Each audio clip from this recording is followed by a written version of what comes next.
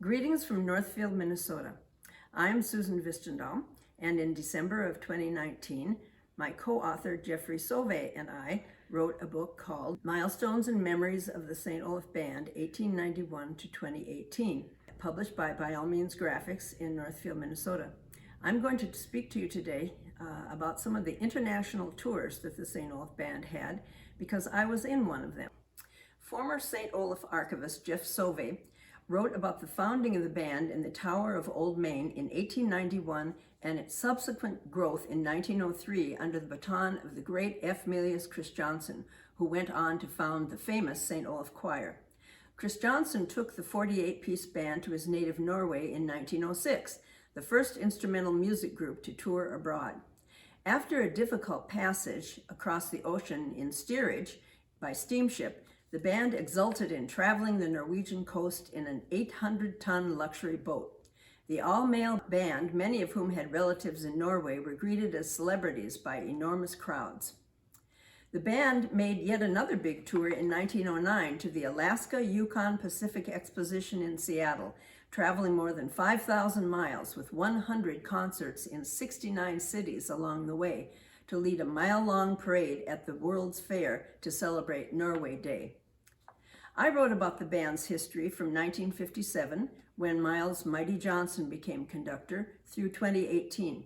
I played alto clarinet in June of 1966 when the band took a 60th anniversary tour to commemorate that 1906 tour.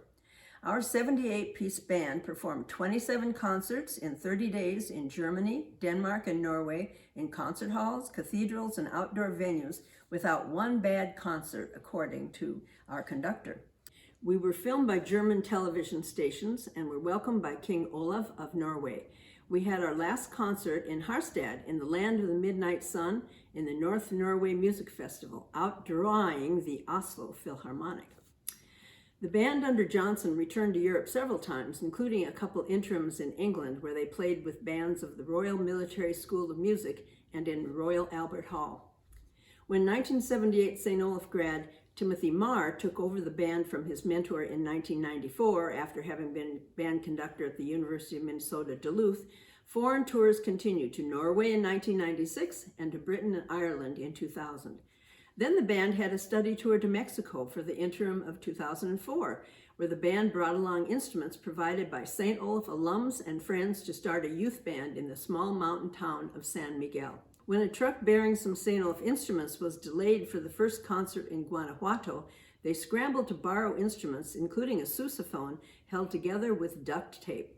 Students observed a different standard of living and came to appreciate seeing the Mexican people with their joy of life, hospitality, and faith. In 2005, the St. Olaf Band, Choir, and Orchestra had an ambitious tour to Norway, performing both jointly and separately, a remarkable experience of 6 busloads of musicians helping Norway celebrate 100 years of independence. In 2010, the band spent an interim in Japan, where they were greeted like rock stars, with students lining up for hours to meet the buses in appreciation of the band's visit and with respect for the compositions of Timothy Marr. Where to next?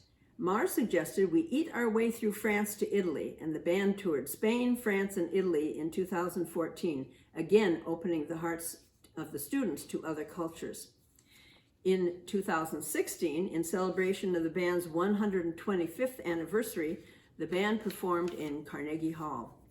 The last foreign tour was a January interim in New Zealand and Australia in 2018, which included visits to Tamaki Village to learn of the Maori people, the movie sets of Lord of the Rings films, and a final concert at the Sydney Conservatorium of Music.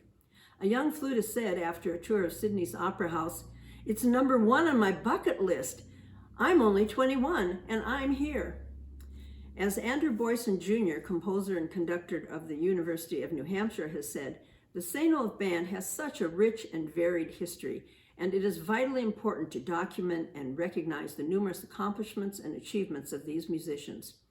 I hope you will consider ordering Milestones and Memories of the St. Olaf Band, 1891 to 2018, from the publisher, By All Means Graphics in Northfield, Minnesota, to learn more about this well-known and well-traveled ensemble called One of America's Preeminent Bands by the New Yorker magazine. You can order this book from the Northfield publisher at byallmeansgraphics.com/books.